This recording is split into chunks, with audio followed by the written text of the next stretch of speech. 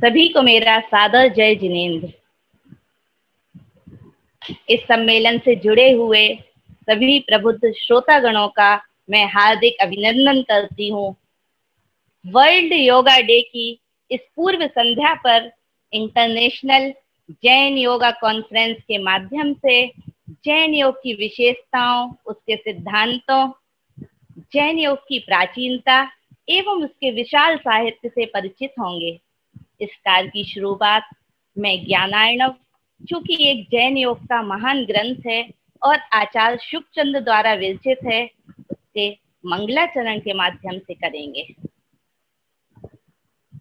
भुवनाम भोज मार्तंडम धर्मामृत पयोधरम योगी कल्पितरु नौमि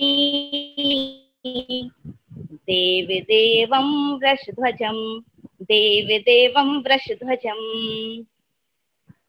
हमारे बीच वाराणसी से, जो कि विद्वानों की नगरी कही जाती है, माननीय श्री फूलचंद जी जैन प्रेमी जी जुड़ चुके हैं। मैं उन्हें वंदन करती हूँ, अभिनंदन करती हूँ और सादर नमन करते हुए अनुरोध करती हूँ कि आज की अध्यक्षता का निवेदन स्वीकार करें। हाँ, स्वीकार है। आप सभी को बहुत बहुत बधाई और अच्छे संचालन के लिए भी हाँ मंगल कामनाएं। हाँ, आवाज आ रही हमारी?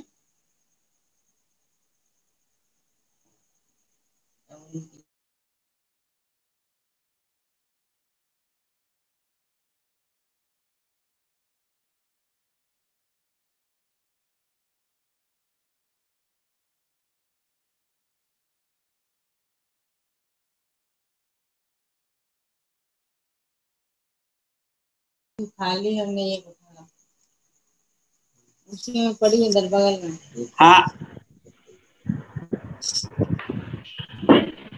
हमारे साथ आज के प्रमुख विशिष्ट वक्तागण भी जुड़ चुके हैं, जो 3 रत्नों के रूप में हमें जैन योग के अध्यात्म को समझाएंगे। आचार्य उमा स्वामी ने तत्वार्थ सूत्र में सम्यक दर्शन ज्ञान चारित्राणी मोक्ष मार्गा के रूप में एक सूत्र दिया है और आज हमारे बीच हमारा मार्ग प्रशस्त करने के लिए 3 रत्नों के रूप में प्रोफेसर वीर सागर जी जैन, प्रोफेसर पंकज जैन एवं प्रोफेसर मार्कंडेय जी नाथ तिवारी विराजमान है।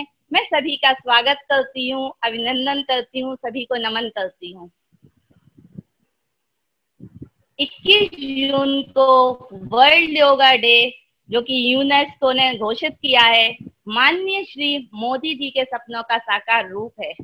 वर्तमान में मुनि श्री ब्रह्म सागर जी ने अरिहम योग एवं प्रमाण सागर जी ने भावना योग एवं पूज्य गणनीय आरिका ज्ञानमती माता जी ने एवं चंदनामती माता जी ने त्रिलोक ध्यान पद्धति के माध्यम से जैन परंपरा के एवं पदक ध्यान की इतनी शुभ एवं प्रायोगिक व्याख्या की कि हम लोग स्वयं उसका आसानी से अभ्यास कर सकते हैं। इसी प्रकार आचार्य महाप्रज्ञ ने प्रेक्षा ध्यान के माध्यम से जैन ध्यान की प्राचीन परंपरा को पुनः जीवित किया है। हम अपने प्रथम वक्ता को बुलाने से पूर्व मैं स्वरचित योग की एक 4 पंक्तियां आप सभी के समक्ष प्रस्तुत कर रही हूँ।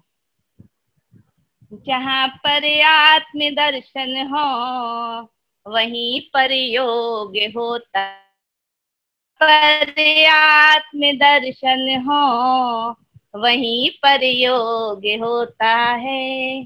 जहाँ संयम का हो पालन वहीं भव पार होता है। जहाँ संयम का हो पालन वहीं भव पार होता है। मुझे लगता नहीं योग से ऊंचा यहाँ कोई, क्योंकि आचार्यों ने बताया है कि योग मार्ग ही मोक्ष मार्ग है।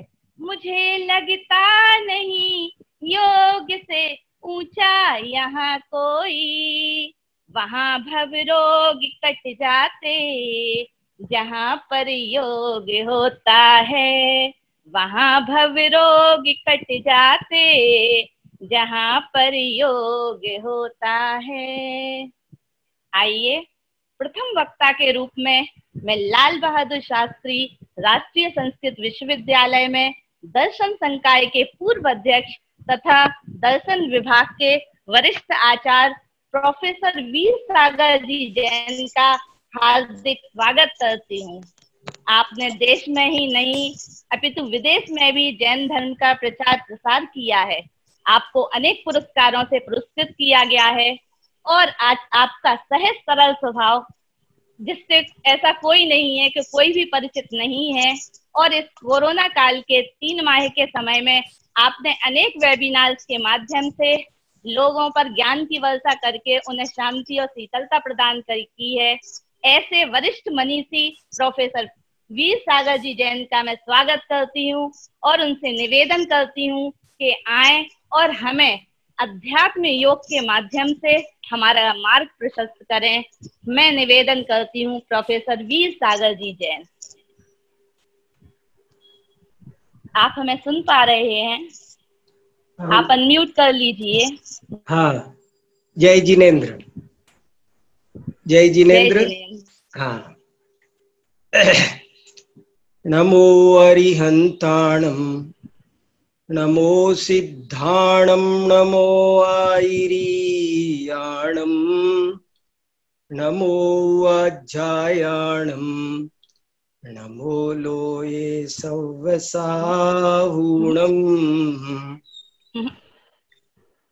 आज हम सभी जैन योग पर एक अंतरराष्ट्रीय कॉन्फ्रेंस करने के लिए सम्मिलित हो रहे हैं।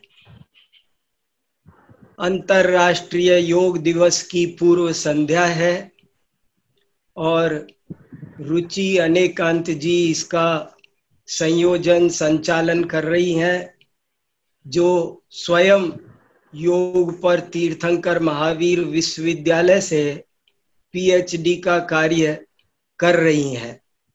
ये बहुत ही प्रसन्नता का विषय है।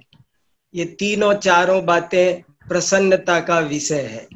अंतरराष्ट्रीय योग दिवस के उपलक्ष्य में कर रहे हैं, जैन योग पर कर रहे हैं, अंतरराष्ट्रीय कर रहे हैं और रुचि जी कर रही हैं। ये चारों बातें हार्दिक प्रसन्नता का विषय है और इसमें सभी वक्तागण अपने अपने विषय पर बोलेंगे। मुझको जो विषय दिया गया है वो है जैन अध्यात्म योग। बहुत महत्वपूर्ण विषय है। मुझे दिया गया है जैन अध्यात्म योग। मित्रों, जैन अध्यात्म योग ही वास्तव में योग है और बाकी सारा योग उसका साधक हो, पूरक हो तो योग कहलाता है, ना हो तो वो योग, बाकी का योग बाह्य योग है। ये अंतरंग योग है, ये असली योग है। अगर मैं जैन दर्शन की शैली में कहूँ तो जैन अध्यात्म योग ही निश्चय योग है और बाकी सब यदि इसको पुष्ट करे तो व्यवहार योग है, और नहीं तो वो व्यवहार योग भी नहीं है, क्योंकि जिस पेड़ में फल लगे वही फल सफल है और नहीं तो निष्फल है। तो अध्यात्म योग के बारे में, अध्यात्म शब्द का अर्थ है आत्मा के अंदर, अधि प्लस आत्मा। भारतीय संस्कृति एक उच्च कोटि की आध्यात्मिक संस्कृति है। मैंने एक दफे एक बहुत बड़े विद्वान वक्ता से एक वाक्य सुना था कि योग को ज्यादातर लोग व्यायाम मात्र समझ रहे हैं, लेकिन योग व्यायाम नहीं बल्कि अध्यात्म का एक उच्च आयाम है। योग व्यायाम मात्र नहीं, बल्कि अध्यात्म का एक उच्च आयाम है। अपनी आत्मा में जमना रमना, इसी का नाम अध्यात्म योग है।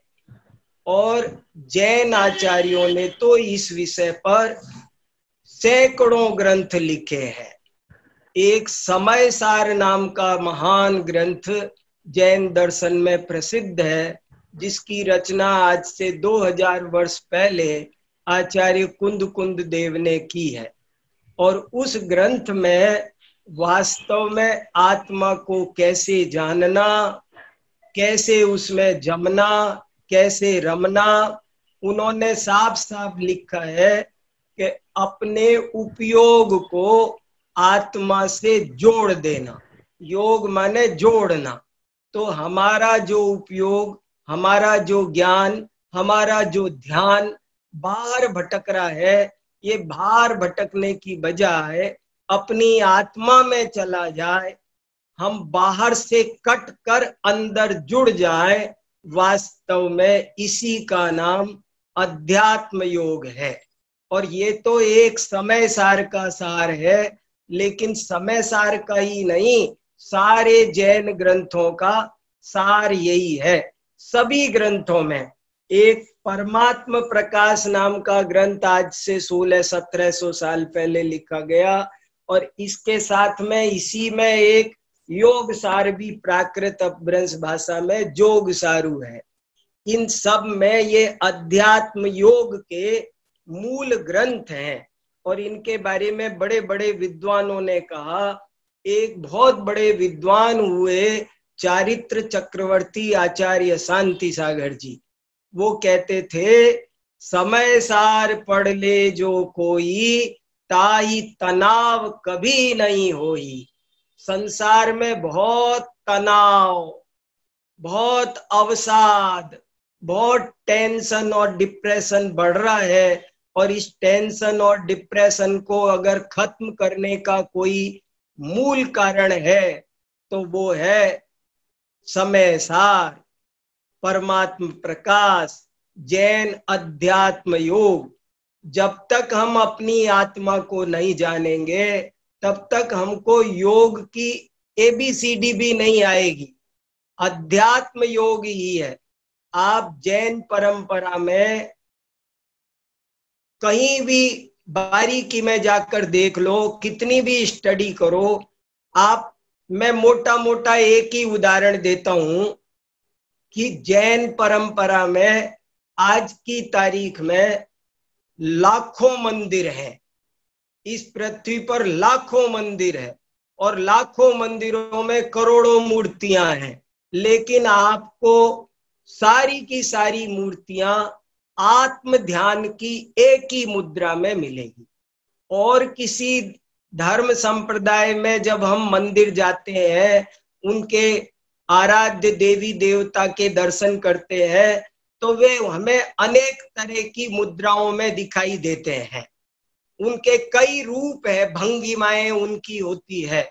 लेकिन जैन आराध्य जैन भगवान जितने भी हैं, आपको सब के सब आत्म ध्यान की मुद्रा में, कोई हंसता हुआ कि कोई हथियार लिए हुए, हथियार चलाता हुआ, कोई नाचता गाता, कोई दूसरी भाव भंगिमा में नहीं मिलेगा, एक आत्म ध्यान की मुद्रा में ही मिलेगा। और उसका संदेश यही है कि हम सब भी आत्म ध्यान में लगे, आत्मा को मुख्य करें।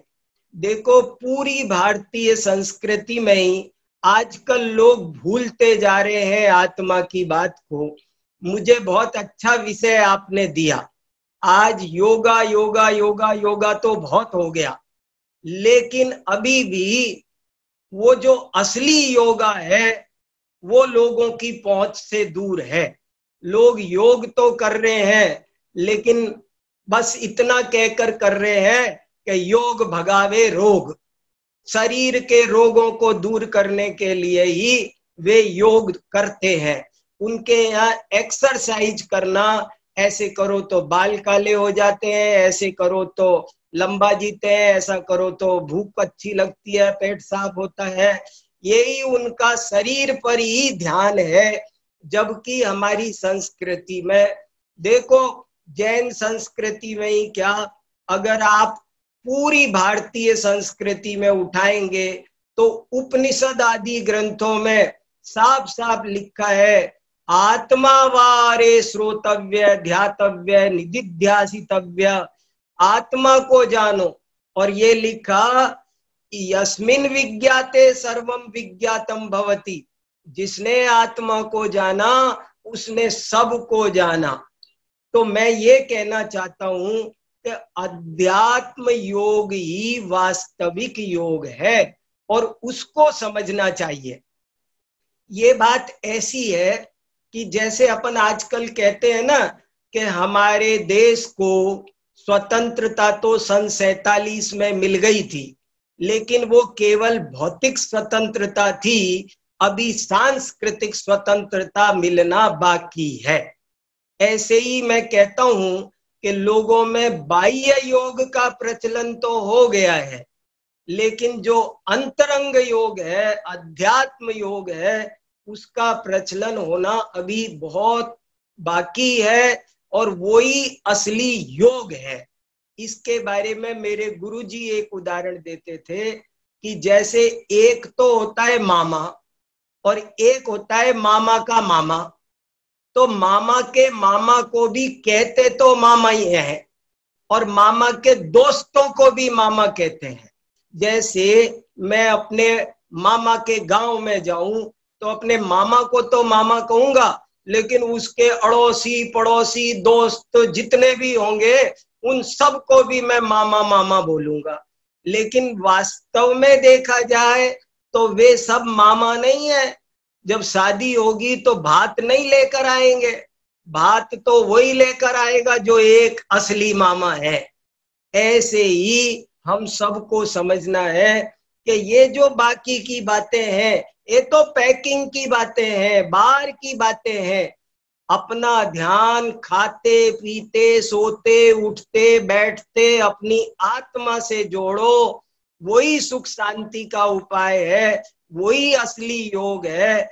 इसका नाम है जैन धर्म का अध्यात्म योग। अध्यात्म योग बहुत ऊंचा है। जो अध्यात्म योग करता है वो कैसा होता है, आपको अब 2 मिनट में स्वरूप बताता हूं अध्यात्म योगी का। आपको अध्यात्म योगी का एक चित्र खींचने की कोशिश करता हूं। जैसे उस अध्यात्म योगी से आप कहो कि आओ रामलीला देख लेते हैं, रामायण देखें, तो वो बोलेगा क्या रामायण देखना, विराजे रामायण घट माहि, आत्म राम ज्ञान गुण लक्ष्मण, सीता सुमति समेत। बोले ओ रामायण में क्या दम है, मेरे अंदर में रामायण चल रही है, यहीं पर राम है, यहीं पर लक्ष्मण है, यहीं पर रावण है, मुझे इस रामायण की चिंता करनी है, इसको देखना है।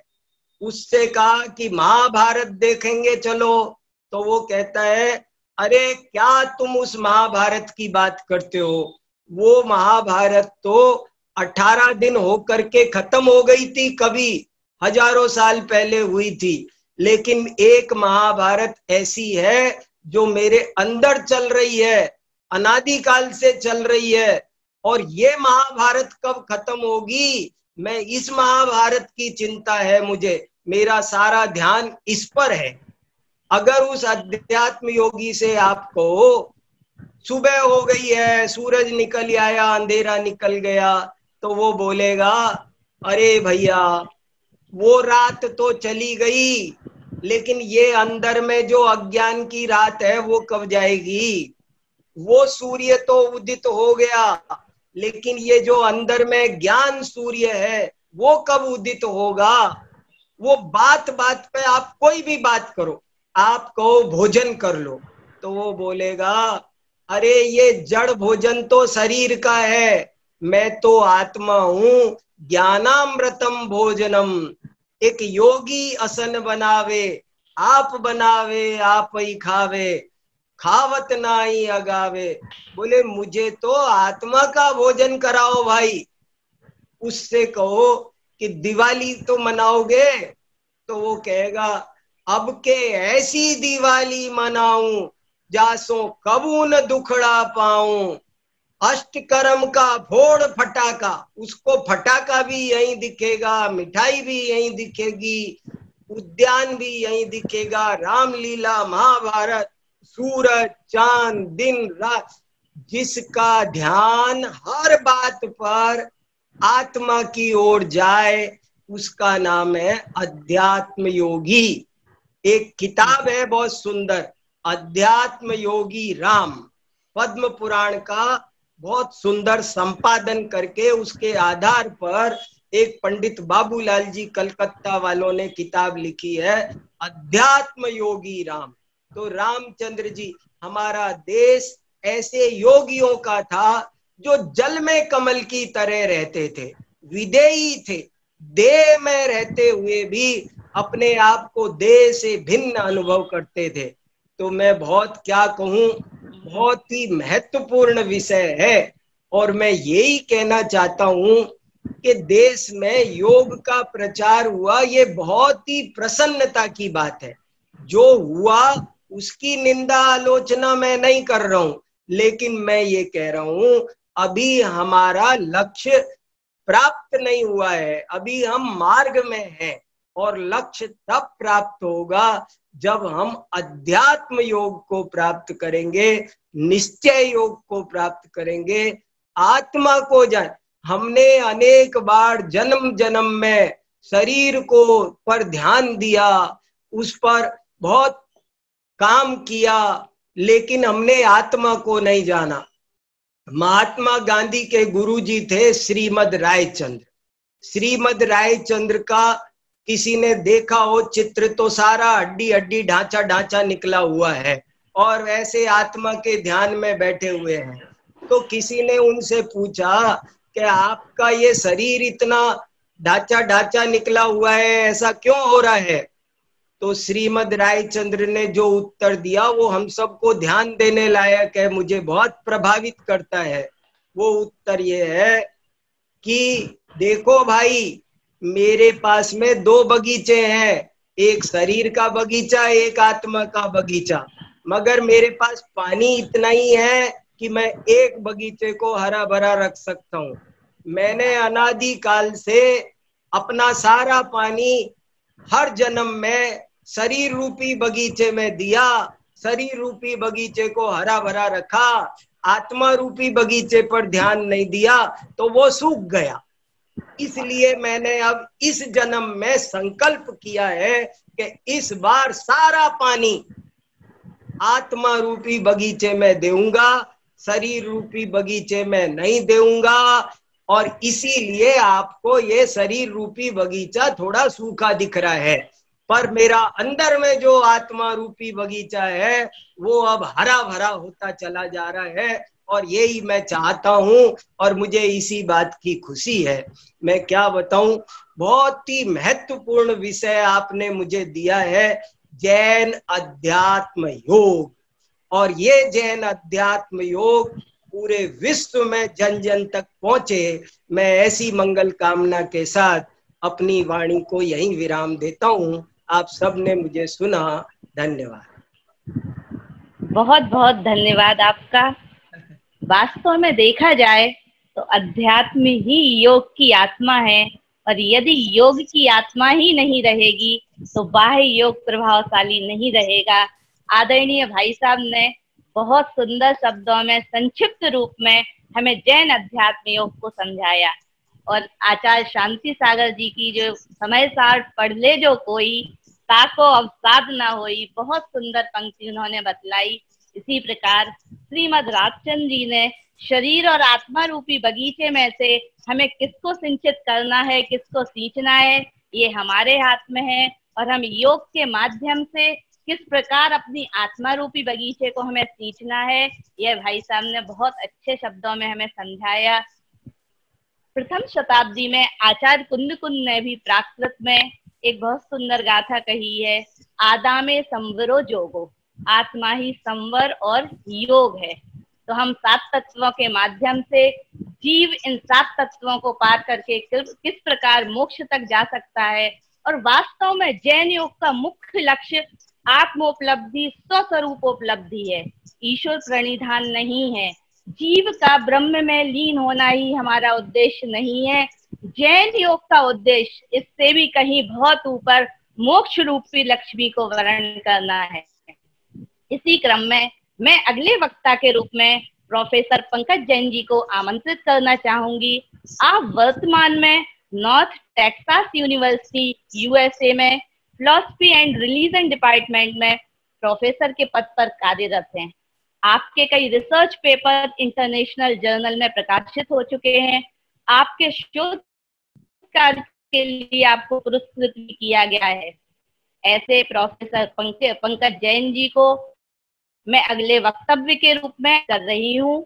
आप जैन योग के साहित्य एवं मूल अवधारणा को भी प्रस्तुत कर रहे हैं। Welcome, please welcome to professor Pankaj Jain ji. Thank you Ruchi ji. आप हमें सुन पा रहे हैं? हाँ। Welcome to Pankaj. धन्यवाद जी। धन्यवाद रुचि जी, धन्यवाद प्रोफेसर वीर सागर जी। आप सबसे मुझे मिलने का मौका मिला था पिछले 3-4 महीने पहले जब मैं आया था दिसंबर, तो बहुत ही अच्छी यादों के साथ फिर आपसे जुड़ने का मौका मिल रहा है, तो बहुत अच्छा लग रहा है। और जैसे सर बता रहे थे वीर सागर जी, कितने अच्छे सरल शब्दों में इतने अच्छी तरह से बताया, समझाया हमको, तो बहुत ही जरूरी है उसको हाईलाइट करना और उसको प्रैक्टिस करना। तो हम सब उस मार्ग पे हैं, देखते हैं कहाँ तक सफल होते हैं। तो बहुत ही महत्वपूर्ण विषय है जैसे आपने कहा सर। तो मेरे इस प्रेजेंटेशन में मैं इसकी थोड़ी हिस्ट्री के बारे में और थोड़ा डिटेल आपको देता हूँ। मेन बात तो सर ने कह दी है, लेकिन this is just for more information, more academic history little bit. तो योगा शब्द जैसे just like we heard, it is pan-Indian term, right? So yoga is in Hinduism, Buddhism, Jainism, and even beyond, Tantra and everything. So, but in Jain yoga, very important to highlight that this is not a merger of Atman or Brahman. Atma या ब्रह्म का योग नहीं है ये, बल्कि योग का अर्थ है जैसे just like we heard, the yoga is really experiencing the soul and to be able to achieve that enlightenment or omniscience. हम लोग जब अमेरिका में पढ़ाते हैं यहाँ पे, तो हम लोग इंग्लिश के वर्ड ज्यादा यूज करते हैं, ऑब्वियसली अमेरिका में पढ़ानी है जैनिज्म को, अमेरिकन व्हाइट स्टूडेंट्स को पढ़ाना है, तो we use the word omniscience and enlightenment। इस तरह के इंग्लिश वर्ड थोड़े ज्यादा की प्रैक्टिस ज्यादा है, इसलिए मैं इंग्लिश में थोड़ा मिक्स करूंगा, इंग्लिश हिंदी। तो so yoga is not a union of Atman or Brahman, but this is experiencing soul and achieving omniscience in Jain perspective, from Jain perspective, right? So that's one important point to highlight. Then if you look at some ancient Jain references to yoga in our own history, in Jainism's long history, we know that our last Tirthankar, Mahavir Swami, Bhagwan Mahavir Swami, also achieved his omniscience in a yoga posture. Like I'm sure everybody knows that जो दुग्धासन शायद उसको कहते हैं, जिस posture में, जिस आसन में भगवान महावीर स्वामी को जब मिला था omniscience या केवल ज्ञान, तो वो एक योगा के आसन में ही मिला था। और बहुत ही लंबा इतिहास है, हजारों सालों का इतिहास है। तीर्थंकर और जिन जितने हुए, तीर्थंकर जितने हुए, सभी तीर्थंकर जैसा, just like we heard, they are all sitting in this eternal meditation, or always in the meditation posture. So first reference that I could get from there is a recent book called Yoga and Jainism, edited by Professor Chris Chappell, and usme there are some chapters by Professor Sagarmal Jain and others. So from that, what I gathered these references were that one of the earliest references to yoga is in Acharang Sutra, in which Mahavir Swami himself, Bhagwan Mahavir Swami himself is shown, is mentioned as practicing yoga and dhyan. Then there is Dhyan Shatak reference by Jinbhadra, Acharya Jinbhadra 7th century में, उसमें ध्यान और योगा के references मिलते हैं हमको। पहले के बहुत एंशिएंट रेफरेंसेस हैं ये, 7th सेंचुरी आचार्य सूत्र। उसके बाद योग बिंदु, योग दृष्टि समुच्चय, योग विमशिका, ये जो टेक्स्ट थे वो लिखे थे आचार्य हरिभद्र सूरी ने। ये है 8वीं शताब्दी के रेफरेंसेस हैं, जिसमें मित्र योग, तारा योग और बल योग के रेफरेंसेस हमको मिलते हैं। अलग अलग तरह के योगों का उसमें वर्णन है, लेकिन सभी रेफरेंसेस में योग की जो तुलना की गई है वो आत्मा अनुभव से, अध्यात्म से है, न कि आत्मा या ब्रह्म के संयोग से। वो योग का रेफरेंस नहीं है। It's a very unique Jain interpretation of yoga, unlike Hindu reference और unlike Buddhist interpretation. It's a very unique Jain interpretation. Then Acharya Hemchandra wrote a text called योग शास्त्र in 12th century, 12वीं शताब्दी में, जिसमें योग से शक्तियां क्या उपलब्ध हो सकती हैं, वो उन शक्तियों का भी वर्णन है। लेकिन अगेन वो उन शक्तियों का वर्णन दुरुपयोग के लिए नहीं है, उन शक्तियों का भी वर्णन है कि जैन व्रत जो है, 5 पंच महाव्रत, उनका पालन किस तरह से होगा योग से, उसके माध्यम से योग की शक्तियों का वर्णन किया गया है उसमें। देन इसमें also yoga is compared with state of no mind. तो एक और रेफरेंस हमको मिलता है आचार्य हेमचंद्र के योग शास्त्र में। फिर आचार्य शुभचंद्र जो 11वीं सेंचुरी में थे, उनका एक ग्रंथ था ज्ञानार्णव। उसमें शुक्ल ध्यान, रौद्र ध्यान, और अगेन उसको कंपेयर किया गया है जैन व्रतों से। जैन जो 5 महाव्रत है, हमारे पंच महाव्रत है, उससे कंपैरिजन किया गया है इन ध्यान और योगा के अलग अलग प्रकारों से। अब फिर फाइनली उपाध्याय यशो विजय जो थे 7th सेंचुरी सीई में, इन्होंने लिखा है एक ग्रंथ योग अष्टक, योगाष्टक या योग अष्टक। उसमें भी योगा के रेफरेंस। तो योग एक ऐसा नहीं कि ये नया मूवमेंट चला इंडिया में, बहुत पॉपुलर होने लगा योगा तो जैनों ने भी योग उठा लिया, ऐसा नहीं है। जैनों में, जैन हिस्ट्री में, जैन इतिहास में योग का एक प्राचीन परंपरा है। ऑब्वियसली महावीर स्वामी से लेके आज तक, और even before Mahavir Swami, people, Jain Tirthankar and others were doing yoga, practicing yoga, dhyan and so on, and many textual references, Sanskrit, Prakrit वगैरह में हमारे रेफरेंसेस हमको मिलते हैं, जैसे like we heard from sir also, and these are some more references of yoga in Jain text. Then like Ruchi ji was mentioning, Triratna जो है हमारे, उसको भी हम कंपेयर कर सकते हैं, तुलना कर सकते हैं। योगा जो भगवत गीता में योगा की जो व्याख्या की गई है अलग अलग तरह से, कर्म योग या भक्ति योग या ज्ञान योग, उन तीनों को भी हम कंपेयर कर सकते, तुलना कर सकते हैं। सम्यक चरित्र से कर्म योग की तुलना की जा सकती है, भक्ति योग से सम्यक दर्शन की तुलना की जा सकती है, और ज्ञान योग से सम्यक ज्ञान की तुलना की जा सकती है। इस तरह से not exactly 1 to 1 but comparable. जो 3 योग वहां दिखाए गए हैं हिंदू या भगवत गीता में, उसी तरह से हमारे यहाँ त्रिरत्न है जिसमें सम्यक चरित्र। तो उसके कुछ उदाहरण भी हम देख सकते हैं कि Jain, specially sitting in America, I can easily say that Jains have been at the forefront of doing philanthropy and charity. तो जो कर्म योग की बात है या जो सम्यक चरित्र की बात है, उसको समाज के लिए किस तरह से त्याग करना है या किस तरह से परोपकार करना है, उसमें जैनों का योगदान सबसे ज्यादा, सबसे आगे है, specially in education field in America. आज अमेरिका में सबसे ज्यादा कोई चेयर एस्टैब्लिश हुई है, डिपार्टमेंट एस्टैब्लिश हुए हैं, हिंदुओं से ज्यादा, बुद्धिस्ट से भी ज्यादा, वो आज जैनों की चेयर एस्टैब्लिश हो रही है। 10-15 every month I hear one more news, there is one more department of Jainism in this university, in that university. So it's a great example of Samyak Charitra and Paropkar and philanthropy and charity by Jains as an example. फिर सम्यक दर्शन में जो जैन मंदिरों में हम जाते हैं तो जो दर्शन करते हैं मूर्ति का, जैन तीर्थंकरों की मूर्ति का जो दर्शन होता है, उसमें ये एक्सपेक्टेशन नहीं है कि मुझे पैसा ज्यादा मिले या कोई ये फायदा हो जाए व्यापार में। ये सिर्फ ये आशा होती है, उम्मीद है, ये होनी चाहिए उम्मीद कि हमारा ध्यान भी इस तरह से लगे कि हमें भी कभी किसी जन्म में केवल ज्ञान की प्राप्ति हो। तो it's a very unique way of सम्यक दर्शन एक्सपीरियंस। भक्ति तो करते हैं जैन भी, लेकिन भक्ति करने का जो उद्देश्य है जैनों का, वो ये नहीं है कि मटेरियलिस्टिक प्रॉफिट मिले, बेनिफिट मिले, बल्कि ओनली स्पिरिचुअल बेनिफिट मिले, just for spiritual benefit. So devotion is without expectation. That's probably an example of Samyak Darshan in this Jain Triratna. Similarly, Samyak Gyan में जो ग्रंथों का अध्ययन होता है, स्वाध्याय होता है जैन परंपरा में, वो सिमिलर है बाकी ट्रेडिशंस में भी, तो वो उसको हम सम्यक ज्ञान का उदाहरण मान सकते हैं। तो ये त्रिरत्न फ्रॉम जैन पर्सपेक्टिव। फिर सबसे इन तीनों का मिला जुला संगम अगर हमको देखना हो तो I think we can think of samayik. जो सामयिक करते हैं हमारे हजारों जैन, लाखों जैन जो सामयिक करने बैठते हैं, उसमें मुझे लगता है कि सम्यक चरित्र, सम्यक दर्शन और सम्यक ज्ञान कर्म भक्ति, इन तीनों का संगम का एक स्टेज का एक उदाहरण हम उसको मान सकते हैं। सामयिक में जब बैठते हैं तो उसमें तीनों का समावेश हमको दिखता है, और योग का एक उदाहरण वो भी हो सकता है। जैन योग का एक बहुत बड़ा प्रचलित उदाहरण अगर कोई हम देखें तो एक सामयिक का उदाहरण हो सकता है, जिसमें योग, ध्यान वगैरह सब उसमें आ जाता है।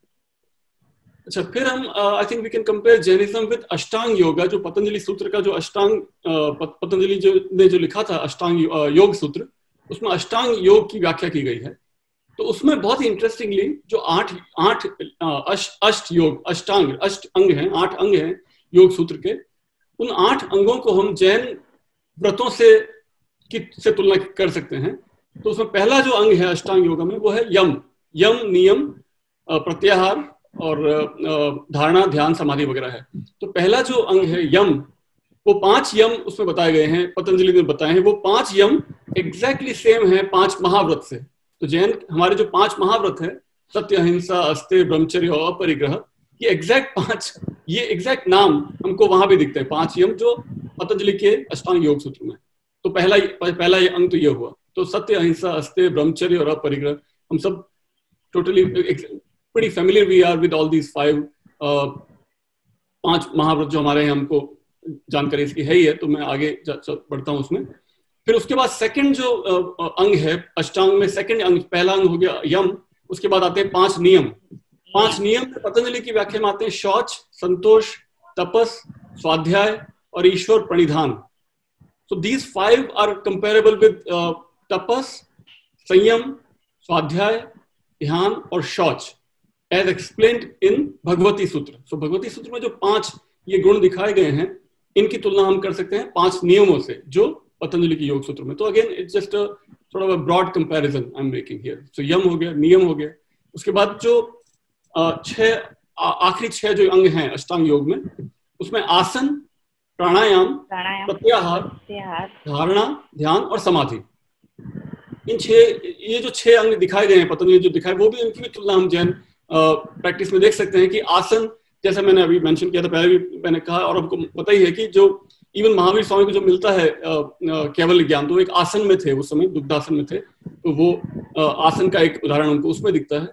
प्राणायाम, ब्रीदिंग टेक्निक्स एग्जैक्टली डेवलप कोई टेक्स्ट मेरी जानकारी में तो नहीं है कि जैन परंपरा में हो, लेकिन बहुत सारे हमारे जो ध्यान के जो प्रकार हैं उसमें हमें ऐसा होता है कि सांसों को गिनना होता है, जैसे 108 सांस को गिनो और ये ध्यान करते रहो, या ये इस मंत्र का उच्चारण करते रहो। तो that can be compared with pranayama, सांसों पे ध्यान हो, हमारा ध्यान हमारी श्वास पे हो।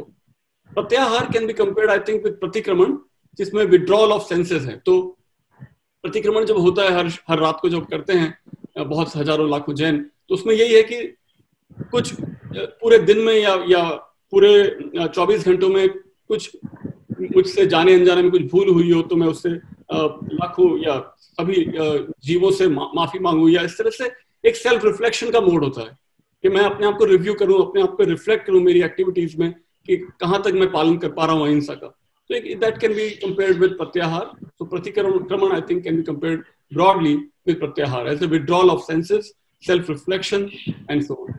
Then dharana or concentration, obviously when people sit, Jain people, when they sit in samayik, when they're trying to focus on a month or trying to chant some Jain mantra, they are trying to concentrate. Or even in mandir, in Jain temples, when we go and we are trying to concentrate on Jain Tirthankar, that's an example of dharana or concentration.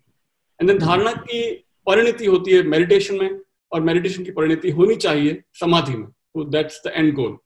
So इस तरह से I think we can compare Jain yoga with Ashtang yoga, Jain practices with Ashtang yoga. So I try to mention that 5 यम, 5 नियम, और फिर बाकी के जो 6 अंग थे अष्टांग योग में, और 3 योग जो ज्ञान, कर्म और भक्ति के जो 3 योग है, उनकी तुलना की कोशिश की, सम्यक चरित्र, सम्यक दर्शन और सम्यक ज्ञान से। सामयिक की बात की आपके सामने थोड़ी, और पुराने जो रेफरेंसेस थे हमारे ग्रंथों में, उनके कुछ उदाहरण आपके सामने प्रस्तुत किए। इसी के साथ मैं अपनी वाणी को भी विराम देता हूं, और थैंक यू एवरीबॉडी।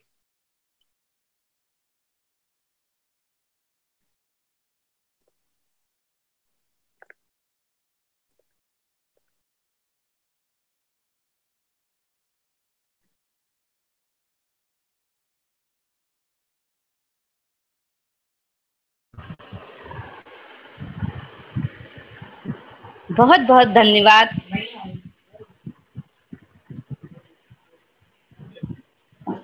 आदरणीय पंकज जी को, बहुत बहुत धन्यवाद जिन्होंने पावर पॉइंट के माध्यम से जैन योग के विशाल साहित्य के भंडार से हमें अवगत कराया। महर्षि पतंजलि के सूत्रों को बताते हुए आपने बहुत अच्छे से हमें बताया कि भगवती सूत्र आदि जैन ग्रंथों में किस प्रकार वही यम नियम यथावत प्राप्त होते हैं। आपकी इस जानकारी के लिए मैं बहुत बहुत धन्यवाद ज्ञापित करना चाहती हूँ। आपने गौधु भाषण में भगवान महावीर को बतलाया। यह श्वेतांबर परंपरा में आया है कि भगवान महावीर ने ध्यान गौधु भाषण में किया था। इधर वरिष्ठ मनीषी बैठे हैं, तो मैंने कई वर्षों के अनुसंधान से यह निष्कर्ष निकाला कि आचार्य उमा स्वामी द्वारा रचित सूत्र सम्यक दर्शन ज्ञान चारित्राणी मोक्ष मार्ग, इसको हम सम्यक दर्शन ज्ञान चारित्राणी योग मार्ग भी कह सकते हैं। यह कहना अनुचित नहीं होगा, क्योंकि योग मार्ग ही सच्चा मोक्ष मार्ग है। इसी क्रम में मैं आखिरी वक्ता के रूप में प्रोफेसर मार्कंडेय नाथ तिवारी जी को, जो कि लाल बहादुर शास्त्री राष्ट्रीय संस्कृत यूनिवर्सिटी में सांख्य योग विभाग के अध्यक्ष हैं, देश विदेश में ख्याति प्राप्त हैं, योग शास्त्र के विशेषज्ञ हैं। जैन योग पर इनका मौलिक चिंतन है। ऐसे वरिष्ठ विद्वान प्रोफेसर मार्कंडेय नाथ तिवारी जी का मैं हार्दिक अभिनंदन करती हूँ एवं उनके मुखारविंद से जैन योग के सैद्धांतिक एवं प्रायोगिक पक्ष को सुनेंगे। आदरणीय प्रोफेसर मार्कंडेय नाथ तिवारी जी, आपका अभिनंदन है, स्वागत है। नमो नमः। आवाज जा रही है? हाँ, आ रही है आपकी आवाज। नमो नमः। सर, आपका वीडियो स्टार्ट नहीं है। हाँ, वीडियो स्टार्ट कर दो। हाँ, अब हम आपको सुन सकते हैं। आतंजलाभिधं रक्तम सर्पवक्त्रं सुतेजसम् अक्षसूत्रं पताकाञ्च दधतं कुंडलान्वितम्। माननीय अध्यक्ष जी, प्रोफेसर प्रेमी जी, आचार्य professor V Sagar Jain ji, America में जैन शिक्षा को संप्रसारित करने वाले माननीय प्रोफेसर जैन जी, और इस ज्ञान दीपिका को संचालित कर रही हैं माननीय रुचि जी, हमारे प्रतिभागी गण और अन्य जो गवेषक श्रोता है, जो कि वास्तव में जैन दर्शन के आधार को, मूलभूत आधार को निकाल करके समाज में प्रतिष्ठापित करने के लिए प्रयत्नशील हैं, उन सभी के लिए अपना शुभाभिनंदन प्रस्तुत करते हुए मैं कुछ बातें जैन दर्शन पर कहना चाहूंगा। वास्तव में जैन मार्ग और वैदिक मार्ग, ये दोनों नदी की दो धाराएं हैं जो कि आज से नहीं, अनादिकाल से चली आ रही हैं।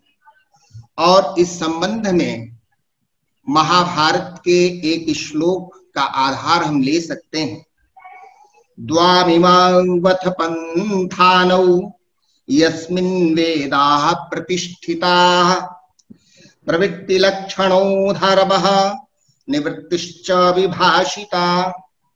शांति पर्व के में यह श्लोक आया हुआ है, जिसमें यह बात प्रस्फुटित हो रही है कि भारत में दो मार्ग हैं, एक प्रवृत्ति मार्ग और दूसरा है निवृत्ति मार्ग। तो दो धाराओं का प्रवर्तन हुआ। तो जो प्रवृत्ति मार्गी थे वो यज्ञ आदि कर्मों के अनुष्ठान में विश्वास रखते थे, और जो निवृत्ति मार्गी हैं वो सांसारिक सुखों से सर्वथा वीतराग होकर के जो अरण्यादि निर्जन प्रदेश में आत्म साक्षात्कार हेतु साधना करते थे। और स्वयं वेदों में भी अनेक स्थल पर इस प्रकार के जो है यतियों का, व्रात्यों का उल्लेख हुआ है। और यही जो निवृत्ति मार्गी हैं, निवृत्ति मार्गी रूप धारा श्रवण मार्ग नाम से विख्यात हुई। तैतरीय आरण्यक में वात रशना हवा ऋषय श्रवणा ऊर्ध्वमन्यिनो बभूवुः। इस युक्ति के द्वारा हम ये कह सकते हैं कि जो वात रचना तथा आत्म साक्षात्कार में संलग्न वो श्रवण मुनि ही है। श्रवण मुनियों की तरफ यह संकेत करता है। और श्रवण शब्द जो है शतपथ ब्राह्मण में भी आया हुआ है। सृष्टि के आदिकालीन जो समक, सनंदन, सनातन इत्यादि मुनि थे वो निवृत्ति मार्गी श्रवण ही थे, ऐसा ये माना जाता है, इससे प्रतिध्वनित होता है। और आप देखें कि वैदिक सभ्यता मूलक जो पश्चातकालीन मोहनजोदड़ो और हड़प्पा में जो नग्न चित्र मिले हैं, मूर्तियां मिली हैं, तो ये मूर्तिवाद जो है इस रूप में नहीं है, यह साधना का प्रतीक है। जैसा डॉक्टर साहब ने कहा कि हमारे वरिष्ठ आचार्य ने कहा कि हम जब जैन मंदिरों में जाते हैं तो वहां ध्यान की ही मुद्रा मिलती है और ध्यान ही समाधि का प्रतीक है। वास्तव में यह बात जो है जैन धर्मावलंबी ही इसको जो है अच्छी तरह जानते हैं, क्योंकि यह जो है जो मोहनजोदड़ो की मुद्राओं पर अंकित देवों की मुद्राएं हैं वो जैन परंपरा से प्रचलित कायोत्सर्ग की अवस्था वहां प्रतिभाषित होती।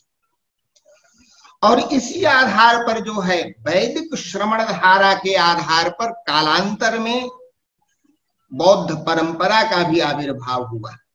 तो इसलिए यह जैन मार्ग जो है यह एक मार्ग प्रशस्त करता है और योग का एक विशिष्ट मार्ग प्रशस्त करता है। इसलिए जैन परंपरा और वैदिक परंपरा ये दोनों परस्पर सापेक्ष हैं और सापेक्ष होकर के यह जो है निरंतर निसंदेह रूप में जो आत्म तत्व का साक्षात्कार है इसके लिए प्रयत्नशील हैं। क्योंकि जो है योग दर्शन में भी जब स्वरूपावस्थिति की प्राप्ति हो जाती है तो ही आत्म साक्षात्कार हो जाता है। और हमारे जैन मुनियों ने भी क्या किया, आत्म साक्षात्कार ही तो किया। देवत्व तो कहां से प्राप्त हुआ, इस जो है शरीर की आत्मदीपिका को जला लिया, प्रज्वलित कर लिया और उससे जो है उनमें देवत्व की प्राप्ति हो गई। कहीं उनको जो है एक जो योग दर्शन में ईश्वर की परिकल्पना है वो कोई ऐसा विशिष्ट ईश्वर नहीं है, इस नर से पृथक नारायण की परिकल्पना नहीं है, वो नर ही है, नारायण हो जाता है। और वह जो है हमारा जो यह गृहस्थ है, गृहस्थ ही जो है वो श्रवण हो जाता है, वही साधु हो जाता है। इस प्रकार हो जाता है जिस प्रकार आप देखें, इन शब्दों को ले लें, कर्मारातिं जयन्ति इति जिनाः, जो व्युत्पत्ति करते हैं, श्रामयन्ति तपस्यन्ति इति श्रमणाः, और अरमोहस्य अंतरायस्य हंतारो इति अरहंत। आप देखिए इन सारा जो है इन शब्दों को जब हम परिभाषित करते हैं, जो ये उपाधियां दी जाती हैं, इसमें क्या है, सारा तप का ही तो प्रभाव है और तप के प्रभाव से ही यह जो है वह क्लेश कर्म विपाका सैर परामिष्ट पुरुष विशेष ईश्वर, वहां कोई ऐसा पुरुष नहीं कहा, वह वही पुरुष था जो कि आत्म साक्षात्कार प्राप्त करके और जैन परंपरा में एक विशिष्ट पुरुष के रूप में वह जो है प्रतिष्ठापित होते हैं।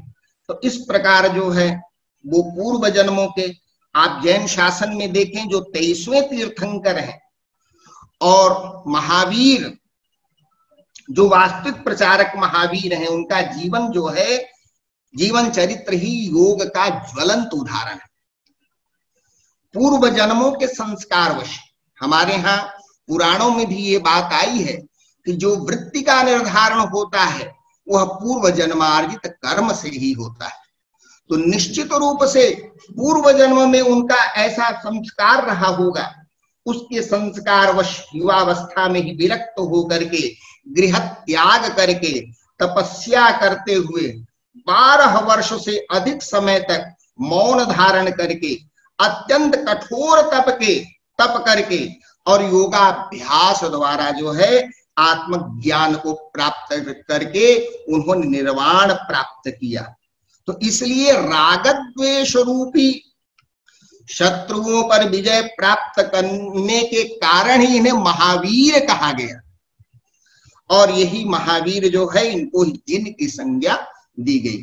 तो इस प्रकार जो है जो जैन आगम हैं, जैन आगमों में मन वचन और काम की प्रवृत्ति रूप अर्थ के लिए योग शब्द का प्रयोग हुआ है, परंतु परवर्ती जो जैन साहित्य है, जैन साहित्य को देखने से यह विदित होता है कि अनेक योग संप्रदायों की भांति यहाँ भी आत्मा और परमात्मा के संयोग को योग कहा गया है।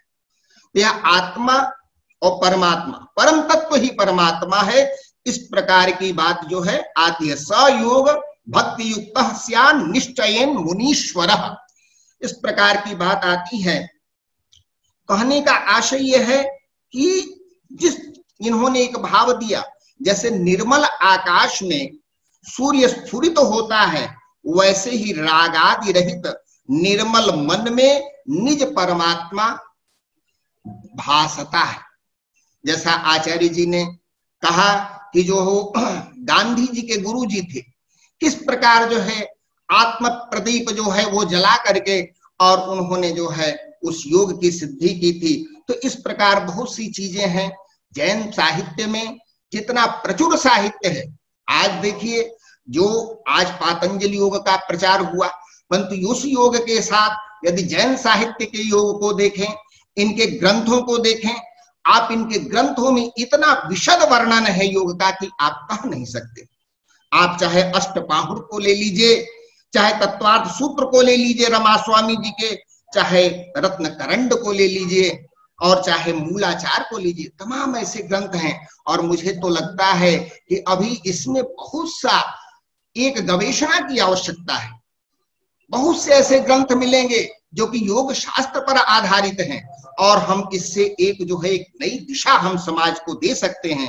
तो निश्चित रूप से हम बहुत कुछ इसमें बहुत विस्तार में न जाकर के हम एक बात जरूर कहना चाहेंगे कि जो जैन धर्म का, क्योंकि महाव्रतों की बात आ गई, डॉक्टर साहब ने महाव्रतों की बात बताई, और ये महाव्रत देखिए अहिंसा एक जो है प्रथम को लिया उन्होंने, और आज भी देखें अहिंसा को ही लेकर के, और हमारे जो है वहां एक विश्व दिवस की बात आती है, विश्व दिवस मनाया जाता है अहिंसा दिवस के रूप में। योग को भी ले लीजिए तो योग पर भी जो है योग दिवस मनाया जाता है। ये सारे आधार क्या है? हमारी भारतीय संस्कृति के ही हैं, भारतीय परंपरा के ही हैं, और इस भारतीय परंपरा से ही समस्त, इसीलिए जो है आज भारत विश्व गुरु बनने की ओर अग्रसर है। और बनने की ओर अग्रसर क्या है? वो तो था ही ये देश प्रसूतस्य सका साधक जन्मनः स्वम स्वम चरित्रम शिक्षेरन पृथ्व्याम सर्व मानवाः। तो ये कहा कि जो है, तो इसमें जो जैन धर्म का प्रायोगिक पक्ष है वो है ध्यान, और ध्यान को ही लेकर के जो है हमारे जैनाचार्यों ने बहुत सी बातें कही हैं। और ये ध्यान क्या है? वह जो है समाधि है, योग दर्शन की ही समाधि है, अपने स्वरूप की स्थिति को प्राप्त करना ही समाधि है। और समाधि पातंजलि योग में ले लें तो वह दो प्रकार की समाधियां होती हैं, एक संप्रज्ञात समाधि है, एक असंप्रज्ञात समाधि है। तो यह धारणा, ध्यान और समाधि की त्रिपुटी, तो यही जो है परम तत्व की प्राप्ति है। और हमारे जैन दर्शन में इसी ध्यान को केंद्रित करते हुए कहा गया कि ध्यान ही संपूर्ण कर्मों के आत्यंतिक निरोध का साधन है। ध्यान के अनुसरण से ही मनुष्य संपूर्ण कर्मों का आत्यंतिक निरोध करने पर निर्वाण की प्राप्ति कर सकता है। योग सार में इस बात को कहा गया स्पष्ट रूप से, स्वामी जी ने कहा। और इस प्रकार जो है जब व्रत, तप, संयम सब व्यवहार नए से ही जाने जाते हैं, कारण तो एक ही समझना चाहिए, वही तीनों लोकों का सार है। हे जीव, जब तक तू निर्मल आत्म स्वरूप की भावना नहीं करता तब तक मोक्ष की प्राप्ति नहीं कर सकता। उमा स्वामी जी ने भी ध्यान के स्वरूप को बताया। उत्तम संघननस्य एकाग्र चिंता निरोधित ध्यानम। वहां भी ध्यान की जो उत्तम संघनन वाले का एक विषय में अंतःकरण की वृत्ति का स्थापन ही ध्यान है। और ध्यान के प्रकार तो हमारे जैन साहित्य में 4 प्रकार का वर्णित है, जो अति ध्यान, रौद्र ध्यान, धर्म ध्यान और शुक्ल ध्यान। तो रौद्र ध्यान और धर्म ध्यान को ही शुक्ल ध्यान को ही प्रमुख ध्यान माना गया है। इस प्रकार जो है सारे ध्यानों का स्वरूप जो है, और कितनी सूक्ष्म बात आई है। हम मुख्य रूप से जो है शुक्ल ध्यान के बारे में आते हैं। जिस ध्यान में ध्याता, ध्यान, ध्येय तीनों का भेद समाप्त हो जाए, वही ध्यान जो है शुक्ल ध्यान कहलाता है। इसी को जो है योग दर्शन में, पातंजल योग दर्शन में इसी को असंप्रज्ञात समाधि के रूप में कहते हैं। निष्क्रियम करणातीतम ध्यान ध्येय विवर्जितम अंतर्मुखम तु यद्ध्यानम तच्छुक्ल योगिनो विदुः। तो इस प्रकार जो है तत्वार्थ सूत्र में इसका वर्णन किया गया है और कई तरह के ध्यानों का विचार किया गया। पृथकत्व वितर्क, एकत्व वितर्क, सूक्ष्म क्रिया प्रतिपाति एवं व्युपरत क्रिया प्रतिपाति, ये शुक्ल ध्यान है। सबका विवरण जो है इसमें प्राप्त होता है। तो इस प्रकार जो है जो महादुर्धर तपश्चरण करता हुआ भी जो परम समाधि से रहित है, वह शांत जो है शुद्धात्मा को नहीं देख सकता। इसलिए जो है उस ध्यान की आवश्यकता है। तो इस प्रकार जो है जो ध्यानी पुरुष है, वह क्या ध्यानी पुरुष निर्विकल्पक समाधि में मन स्थिर करता है और उसी को मोह जो है, उसी से मोह शीघ्र छूट जाता है और वह ज्ञान प्राप्त करके लोकालोक प्रमाण आत्मा को प्राप्त करता है। तो इस प्रकार जो है ब्रह्मदेव जी ने भी जो आकाश इत्यादि निर्विकल्पक समाधि का स्वरूप दिया है, वह बड़ा ही विस्तृत स्वरूप है। इस प्रकार जैन दर्शन में जितना साहित्य उपलब्ध है, वह वैदिक दर्शन के साहित्य को मिला करके हम बहुत कुछ काम कर सकते हैं। मुझे तो लगता है कभी कभी जितना पातंजल योग दर्शन में, क्योंकि हम हिंसा की बात करते हैं, तो हिंसा में जो है कृतकारित और अनुमोदित 3 प्रकार की हिंसा यहाँ बतलाई जाती है। और आपके यहाँ जैन शास्त्रों में लीजिए कितना सूक्ष्माति सूक्ष्म जो है उसका विवेचन किया गया है। तो इस प्रकार जो है जैन साहित्य को लेकर के और खास करके जो योग के आधारभूत ग्रंथ हैं, उन आधारभूत ग्रंथों को हम उसका अध्ययन करके, उसका विवेचन करके, उसका संपादन करके हम निश्चित रूप से समाज का कल्याण कर सकते हैं और समाज के साथ अपना भी कल्याण कर सकते हैं। सभी को प्रणाम करते हुए मैं अपनी वाणी को विराम देता हूं। प्रणाम। बहुत बहुत धन्यवाद।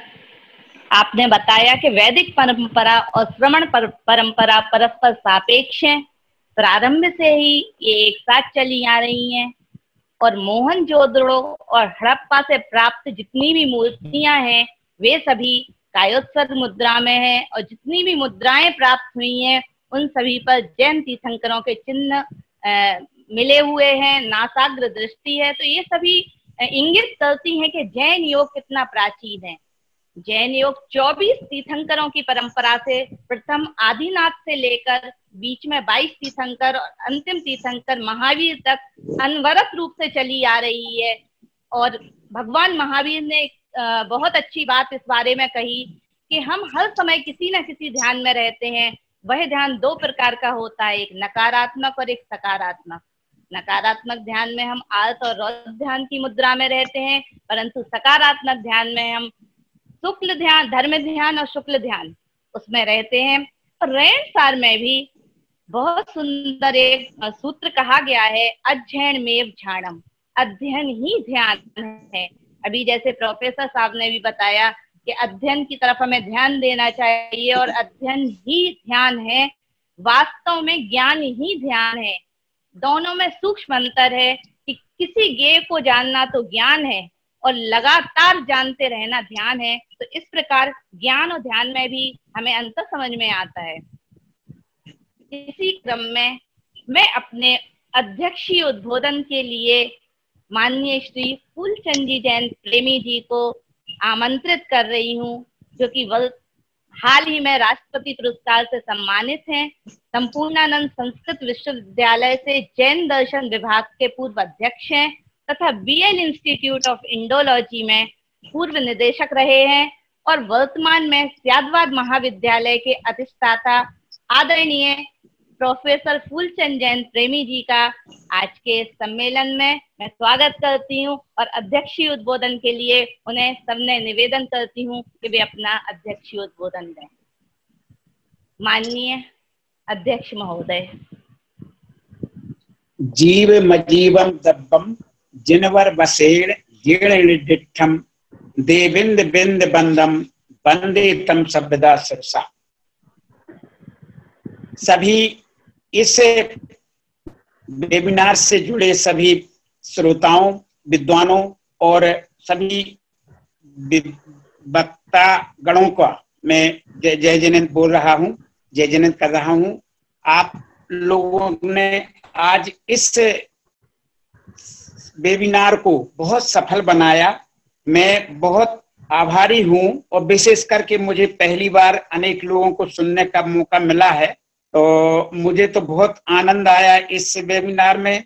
और जो सबसे पहला जो वक्तव्य था प्रोफेसर वीर सागर जी जैन का, इन्होंने जैन अध्यात्म योग पर बहुत ही अपने विषय पर सटीक विषय का विवेचन किया और उन्होंने अनेक बातों को उद्धृत करते हुए आध्यात्म योग की बात कही है। और उन्होंने चाहे उपनिषदों में भी आध्यात्म है और अनेक शास्त्रों के आध्यात्म को समय सार के और इन शास्त्रों के आध्यात्म योग को प्रस्तुत किया। इनकी एक बात बहुत अच्छी लगी हमें। वो कहते हैं योग अध्यात्म व्यायाम नहीं है बल्कि आध्यात्म का उच्च आयाम है। ये बहुत अच्छी बात लगी आपकी। और आपने अपने उपयोग को आत्मा से जोड़ देना ही योग है, ये एक इन्होंने सूत्र वाक्य कहा है। बहुत अच्छा इन्होंने अपने विषय का अपने समय के अनुसार बहुत अच्छा प्रतिपादन किया। मैं इनके प्रति बहुत आभारी हूं। और इन्होंने महात्मा गांधी जी के गुरु श्रीमद राजचंद जी का भी उदाहरण दिया, तो बहुत अच्छा प्रासंगिक था और सबको समझने लायक है कि हमें अंतरंग अपनी शक्तियों को जागृत करना चाहिए। तो अंतरंग शक्तियां जागृत करना ही असली योग का उद्देश्य है, क्योंकि हमारा जो हमारे अंदर हमारी आत्मा अनंत चतुष्टय से युक्त है। तो उस अनंत चतुष्टय में चाहे जितना अनंत ज्ञान है, अनंत बल है, अनंत सुख है, तो इन सबको जागृत करना बहुत बड़ी बात है और ये जैन योग की विशेषता है। तो इसके बाद मैंने पहली बार ही प्रोफेसर पंकज जैन जी का वक्तव्य सुना। उन्होंने बहुत अच्छे, चाहे हरिभद्राचार्य का के योग ज्ञानार्णव, इनके शुभचंद्राचार्य के ज्ञानार्णव के ग्रंथों का, अनेक ग्रंथों का उन्होंने साहित्य, जो योग विषयक साहित्य है, उसको सामने प्रस्तुत किया। और उन्होंने रत्नत्रय को भी रखा कि रत्नत्रय के आधार पर किस तरह से हम अपना विकास कर सकते हैं। और इन्होंने ये लिखा, ये बहुत अच्छी बात इन्होंने कही कि आत्मानुभाव सबसे बड़ी बात है। योग का लक्ष्य आत्मानुभाव, और यदि आत्मानुभाव हो गया तो हमारे योग करने का उद्देश्य की पूर्ति हो जाती है। आपने पातंजल के अष्टांग योग की तुलना जैन परंपरा से भी की है और जैन परंपरा में किस तरह से अष्टांग योग को समाहित किया गया, या अष्टांग योग के अंतर्गत पूरे, यानी एक ये समझ लीजिए कि मूलतः योग की जो परंपरा रही है, एक प्राचीन परंपरा रही है। और हम जानते हैं कि भगवान ऋषभ देव जो प्रथम तीर्थंकर हैं जैन धर्म के, उनके द्वारा जो योग का परिवर्तन हुआ है, ये बहुत महत्वपूर्ण है। उनके लिए भी हम लोग जब ये सहस्त्रनाम आचार्य जिनसेन विरचित सहस्त्रनाम का पाठ करते हैं या उसको पढ़ते हैं तो उसमें उनको महायोगीश्वर कहा गया है। महाकीर्ति, महाकांति, महाबपु, महादानी, महाज्ञानी, महायोगो, महागुणा, और आगे बतलाया है महाभवाब्दि संतारी, महामोहाद्रि सूदना, महागुणा कराच्छांतो, महायोगीश्वरा समी। तो इस तरह से इनके तीर्थंकर ऋषभदेव को जो महायोगीश्वर किया, वहां से जो योग का प्रवर्तन हुआ, विभिन्न धाराओं में वो बहता चला आया और सबने अपने अपने ढंग से उसको ग्रहण किया। मगर ये है कि हर एक परंपरा का, चाहे जो वैदिक परंपरा का योग हो, चाहे बौद्ध परंपरा का हो, चाहे जैन परंपरा का, उसका एकमात्र मूल लक्ष्य है आध्यात्मिकता का विकास करना, हमारी आत्मा का विकास करना, हमें अपनी आत्मा के गुणों को पहचानना, हमें अपनी आत्मा तक जाना, और अंत तक हम इतना उच्च, इस योग के माध्यम से इतने उठने की बात कही है कि हमें मोक्ष प्राप्ति की प्राप्ति हो। देखिए, मूल लक्ष्य जैन योग का केवल शारीरिक नहीं है। देखिए, जब हम अगर जैन योग को देख लें, चाहे हम अपने जो षडावश्यक हैं, सामायिक आदि, उनको करें, चाहे कोई भी करें, तो हमारा देखिए शरीर तो अपने आप, उसको साधने की जरूरत नहीं, अपने आप जब योग करेंगे तो सदेगा। मगर मूल लक्ष्य रखना चाहिए कि हमारी आत्मा, हमें अपनी आत्मा की पहचान बने, हम उस शुद्धात्मा की तरफ जाएं उसको, और धीरे धीरे हम क्रमशः इस मोक्ष को प्राप्त कर सकें। ये मूल कहा योग का लक्ष्य है। तो इस तरह से जो आध्यात्म, इसलिए इस जो आध्यात्म प्रधान जैन धर्म को लोग कह देते निवृत्तिवादी है, मगर ऐसा नहीं है। प्रवृत्तियां भी इसमें बहुत हैं, मगर वो प्रवृत्तियां भी हमें पूरी निवृत्ति की ओर ही ले जाती हैं। देखिए, इसमें एक द्रव्य संग्रह में मुनि नेमिचंद जी ने एक बहुत अच्छी बात कही है। वो कहते हैं, देखिए, ध्यान ही एक पद्धति है जो कि हमें योग की ओर ले जाती है। तो वो कहते हैं, मां मुज्जय मां रज्जय मां दुस्सह इट्ठ अट्ठेसु फिर मिज्जय जय चित्तम विचित्र ध्यानप सिद्धिये। वो कहते हैं कि यदि विविध प्रकार के ध्यानों की प्राप्ति के लिए हृदय को स्थिर करना चाहते हो तो हमें, देखिए, बहुत अब असली मूल मंत्र यहाँ पे वो बतला रहे कि तब हमें अपने प्रिय और अप्रिय पदार्थों में मोह मत करो और राग मत करो, द्वेष मत करो। अगर हमने इन चीजों को पकड़ लिया तो हम समझ लीजिए कि सही योग की तरफ बढ़ रहे हैं और योग करने के, योग की साधना जो होती है उस लक्ष्य को प्राप्त कर रहे हैं। तो इस तरह से बहुत ये, क्योंकि हमारी जो आगम की परंपरा है, तीर्थंकरों के द्वारा जो प्रवर्तित योग है, वो सारे, जैसे आज भी कई प्रकार के जैन योगों में भी अधिक आधुनिक पद्धतियां चल रही हैं, जैसे समीक्षण ध्यान, आत्म ध्यान, संबोधि ध्यान, प्रेक्षा ध्यान, पुरुषाकार पराक्रम ध्यान, भावना योग जो मुनि प्रमाण सागर जी महाराज द्वारा प्रवर्तित है, और एक अरहम योग जो मुनि श्री प्रणम सागर जी द्वारा प्रवर्तित है।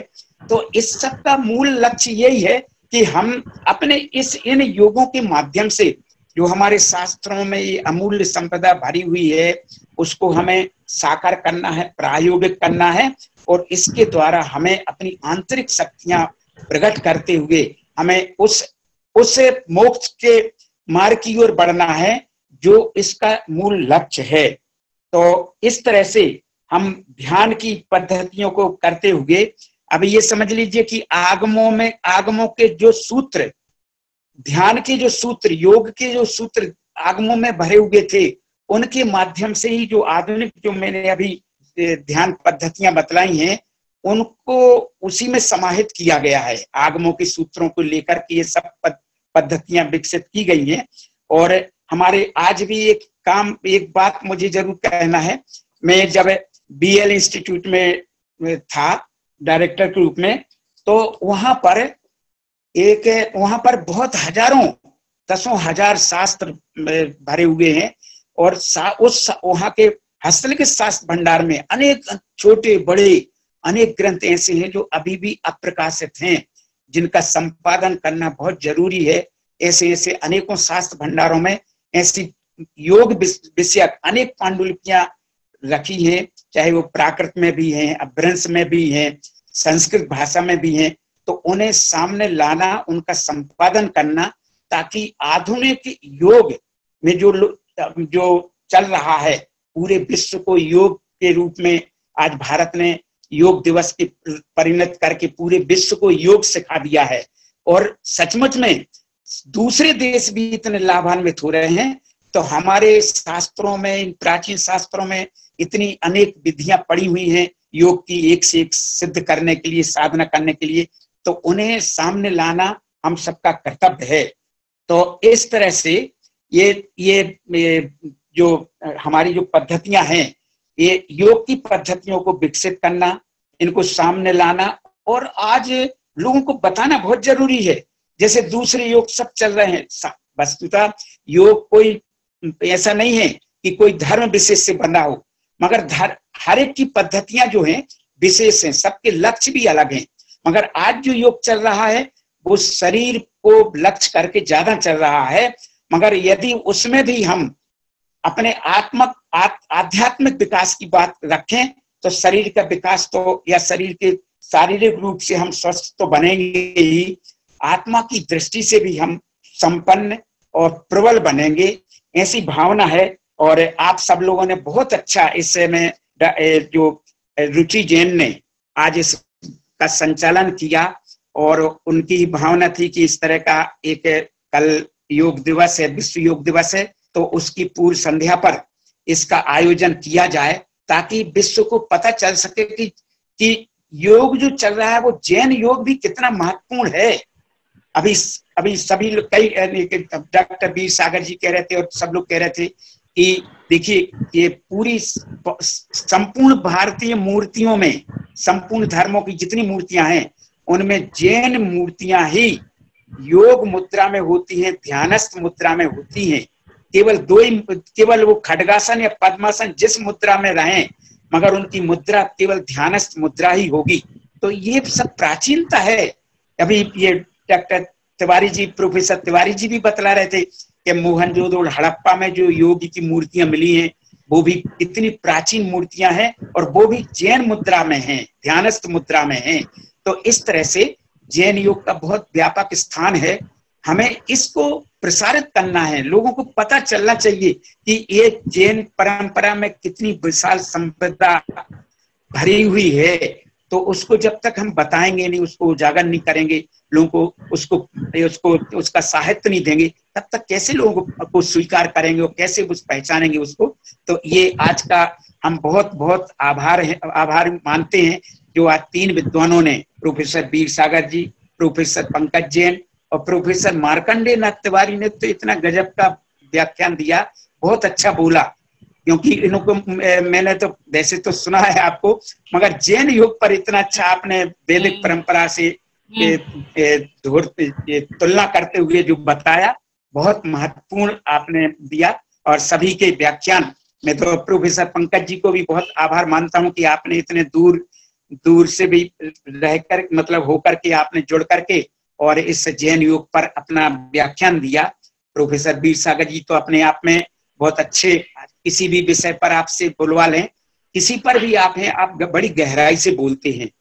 तो इस तरह से आप लोगों ने ये वेबिनार को बहुत अच्छी तरह संपन्न किया, तो और जैन योग को कम से कम लोगों को पहचान बतलाई, शास्त्रों का ज्ञान कराया, तो पद्धतियों का भी ज्ञान होना चाहिए। तो इस तरह से, और उसका लक्ष्य प्राप्त करना, क्या मूल योग, जैन योग का लक्ष्य क्या है, इस सबको आप लोगों ने बताया।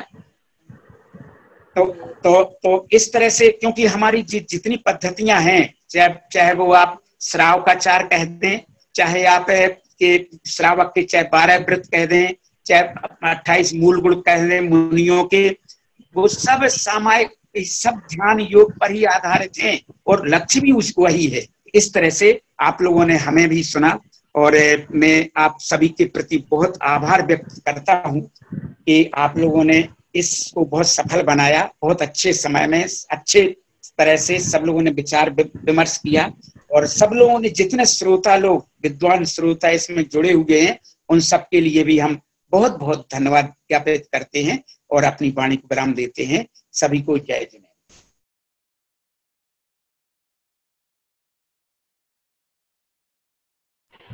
आपके अध्यक्षीय उद्बोधन के लिए बहुत बहुत धन्यवाद। मैं आज अध्यक्ष महोदय सहित हमारे तीनों वक्ता प्रोफेसर वीर सागर जी, प्रोफेसर पंकज जी एवं प्रोफेसर मार्कंडेय तिवारी जी, इन सभी का हृदय से आभार व्यक्त करती हूँ। आपने अपना बहुमूल्य समय दिया इस सम्मेलन को तथा अपने ज्ञान के माध्यम से हमें लाभान्वित किया है। इसके साथ हमारे साथ जुड़े हुए सभी विद्वान, प्रोफेसर, शोधार्थी तथा सभी प्रबुद्ध श्रोता, उन सभी प्रतिभागियों को मैं हृदय से धन्यवाद देती हूँ कि वे हमसे जुड़े, अपना बहुमूल्य समय हमें दिया। इन्हीं शुभ भावनाओं के साथ सभी को जय जिनेंद्र।